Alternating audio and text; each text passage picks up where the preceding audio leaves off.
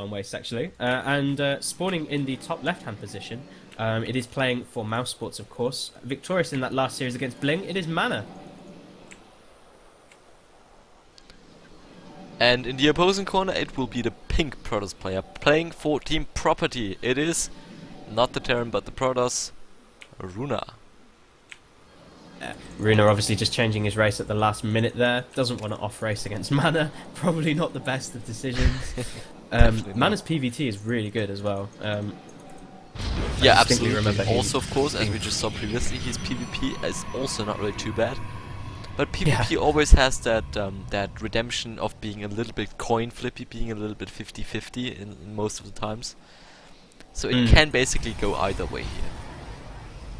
Yeah, I mean, we saw in that last match on Whirlwind, Bling unfortunately getting really slapped down quite hard in that first big push of his. After having done such a good job of getting the contain on MaNa's base, but MaNa with that great Warp Prism and Immortal drop play, just picking off, I think 10 or 11 probes by the end. Yeah. It's enough to turn the tide back into your favour.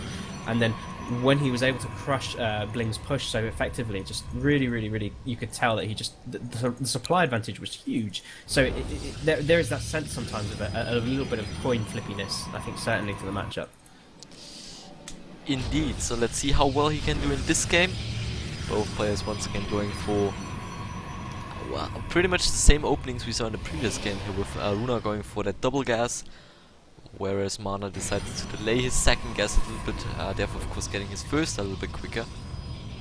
So that will, but eventually that will even out. So not really too much going on at the moment.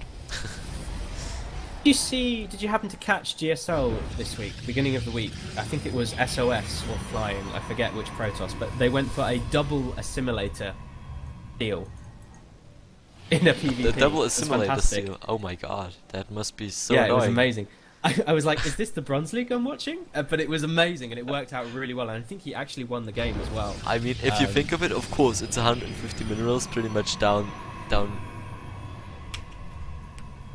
they are basically thrown away, but absolutely. Not letting your opponent get any gas whatsoever. He's basically limited to sell it.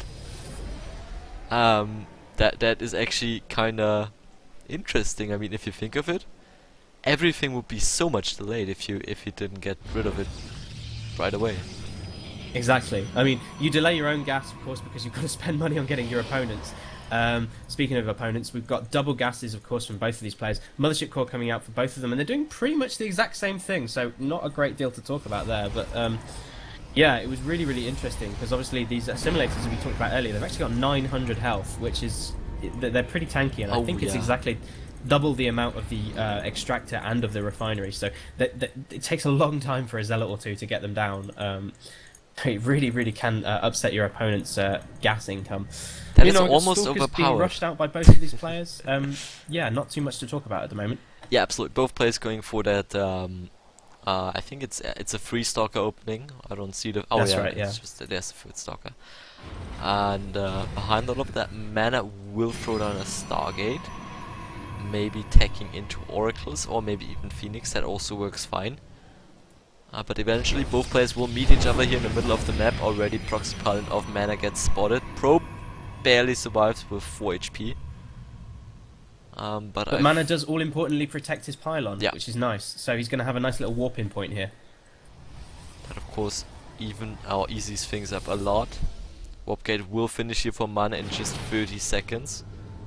So until then RunA has to get his defenses up and ready. And he will go for the Twilight Council. So it's also a very interesting decision. I quite like it. I mean, if he goes for Blink, he could go for DT still, but if he goes for Blink, of course, Blinkstalker is going to deal very handily with the Oracle, which is now in production from MaNa. Meanwhile, I love seeing Oracles in PvP. I think they're very much an opportune unit. If you can get them into your opponent's mineral line at the beginning of the game, you can get 6 or 7 worker kills very easily. And you can, of course, follow that up with Phoenix play if you want to as well. So I approve of the decision for the tech on both of these players' parts. MaNa actually throwing down a very quick Nexus too. I just love the fact that MaNa basically showed that he threw down that pylon, and then just basically faked out a push, but then just didn't go for it and instead threw down his own Nexus. I love that kind of play. Very, very cool. Yeah. Really, really great mind games coming out there from MaNa. I agree with you wholeheartedly. It's a great fake, and I think also, provided he can get plenty of units out. I mean, he's going for a robo facility now as well, which is if he can get immortals out, that's going to deal with these blink stalkers very, very nicely. And meanwhile, as far as RunA's concerned, he still probably thinks his opponent is gearing up for some crazy push timing. Yeah, absolutely, but instead it's an Oracle that is currently moving towards RunA's main base here, and with RunA just at that very point in time here moving all of his units out of the main base, going for the counter attack. That is a very unfortunate timing here for him. The Oracle will now enter the main base. It has almost 100 energy, so 50 seconds almost worth of grilling workers here and cooking them. That's not gonna end well here. Already 5 have been killed, 6, 7... 8. Ooh, and here we go. Even 9, more going to go 10. down here, going up to 9, 10. Goodness me, this has already completely changed the side of this game. 11 kills going down. I think he's just going to go for it and get 12. Will he get the 13? Oh, he's No, actually not gonna quite. get away. Oh my god, are you Yeah, kidding me right now? That is so wow, good, but on this- the other hand, RunA is now gonna go for it, will take out that Nexus for sure.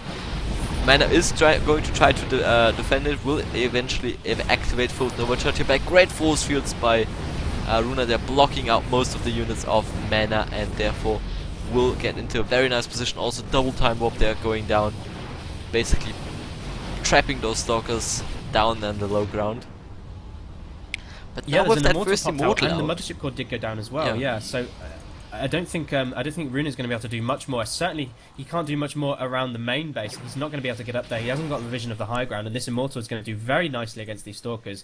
MaNa chrono boosting out a second one as well. So I think he's going to be fine in just a short moment of time here. absolutely. And also now MaNa can walk down that ramp without the sentry throwing down a force field and will now push eventually through those stalkers. They might blink away since they have indeed blink, but with that immortal just doing so much damage, they eventually will be cleaned up.